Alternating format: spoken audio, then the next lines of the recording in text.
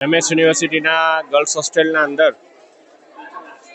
ગઈકાલે રાત્રે ભોજન કર્યા બાદ અડધી રાત્રે આપણા દીકરીઓને બહેનોને પેટમાં દુખાવાની અને ઉલટીની ફરિયાદ આવી. ધીરે ધીરે એક બે ફરિયાદ વધતા એક માસ ફૂડ પોઈઝનિંગ થયું હોય એવો એક કિસ્સો બહાર આવી રહ્યો છે. અહીંયા પ્રાથમિક સારવાર તમામ જેટલા પણ આપણા વિદ્યાર્થીઓ છે એમને વ્યવસ્થિત રીતે અપાઈ રહી છે. અને હવે જો માની લો કે હજુ વધારે કોઈ પેશન્ટ એવા ટર્ન આઉટ થાય કે એમને પણ વધારે આ પ્રકારના પ્રોબ્લેમ છે તો ગોત્રી હોસ્પિટલને પણ આ બાબતે જાણ કરવામાં આવી છે. એટલે એવું ના થાય કે એક સાથે એક જ જગ્યા પર વધારે પેશન્ટ આવે અને એની સારવારમાં મળવામાં એમને કોઈ પ્રકારનું કોમ્પ્રોમાઇઝ ફેસ કરવાનો સમય આવે. એના બદલે જીએમઈઆરએસમાં પણ કહી દીધું છે ત્યાં પણ હવે કોઈ નવા પેશન્ટ આવશે તો ત્યાં પણ એમને શિફ્ટ કરવામાં આવશે.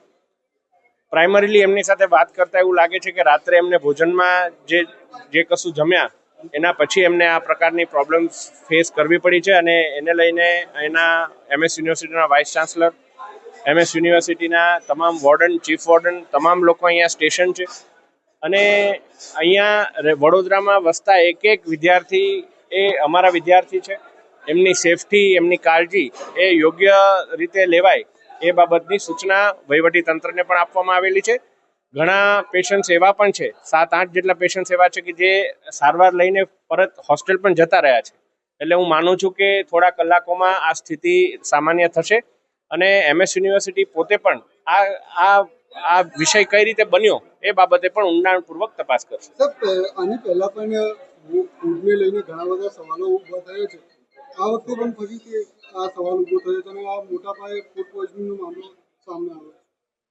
જે હું ચોક્કસ માનું છું કે જ્યારે એવા જે માસ કુકિંગ જ્યાં પણ થતું હોય ત્યાં ખાસ કરીને વરસાદમાં હાઇજીનના અમુક પેરામીટર્સ આપણે ધ્યાનમાં રાખવા જોઈએ.